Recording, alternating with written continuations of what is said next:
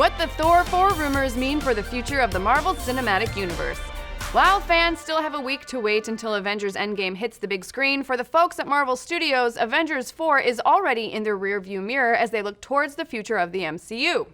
Now, thanks to leaks, loose lips, and an occasional forthcoming Kevin Feige, we do have some hints about what's in store for Phase 4, a Black Widow solo film, sequels to Black Panther and Doctor Strange, and an Eternals film, but now, courtesy of one Tessa Thompson, we're hearing rumors of a fourth Thor film. Yes! In an interview with the LA Times, the Valkyrie actress had this to say about the fourth outing for everyone's favorite God of Thunder. I heard that a pitch has happened for another Thor film. I don't know how real that intel is, but I hear that the pitch has happened. I think the idea is Taika Waititi, who directed Ragnarok, would come back.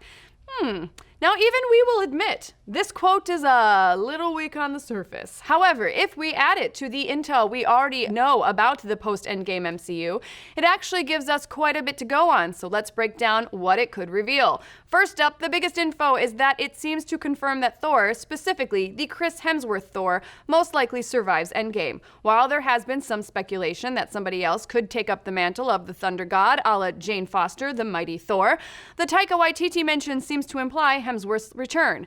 It's no secret Marvel was very, very happy with Waititi's work in Ragnarok. After the lukewarm response to the first two Thor films, the quirky actor-director has been credited by fans and critics with finally finding what works for the character. So it's no surprise that Disney would want to keep Taika in the family, which explains his work on the Disney Plus Star Wars series The Mandalorian, and now with the apparent intention of having him take another swing at a Thor flick.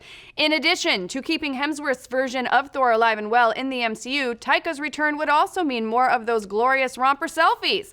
Just kidding. Not really though, because those were great. It would mean more of the Asgardians of the galaxy. Another reason Ragnarok was a hit with fans was the unlikely team the film brought together. Yeah, it's called the Revenges. Revenges? With the quippy pile of rocks warrior Korg, played by Waititi, his knife for hands friend Meek, and of course the hard-living, hard-drinking Valkyrie. We know that Valkyrie will be around at least for Endgame, thanks to those posters a few weeks back that revealed who lived or died in Infinity War. Plus, Tessa Thompson invokes the sacred word of the Russo brothers in that LA Times interview. Valkyrie's alive, though, because Infinity War and Endgame filmmakers, the Russo brothers, have said that she's not dead. So what else does this rumor tell us? If we add in how we know that Phase 4 will be split between grounded stories and going cosmic, Thor 4 would be the perfect way to keep that big cosmic energy rolling through the future, at least until Guardians 3 and the Eternals get into production. We've already seen some pretty strange and out-there characters from the comics teased in Ragnarok, the Jack Kirby-esque creatures on Sakaar, along with the cameos of Bi-Beast, Beta Ray Bill, Ares, and Man-Thing, whose faces were carved into the tower.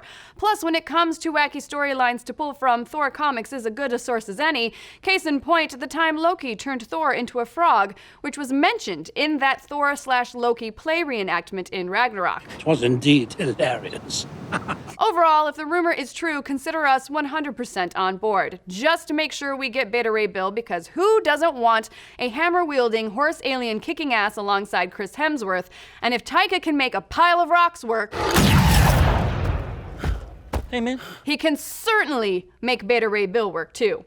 But what do you folks think? Are you down for Thor 4? Do you think Hemsworth should continue as the character, or should they change things up and bring in Jane Foster as Thor? And would you watch Thor 4 if Thor spent most of it as a frog? Yes! Let's discuss.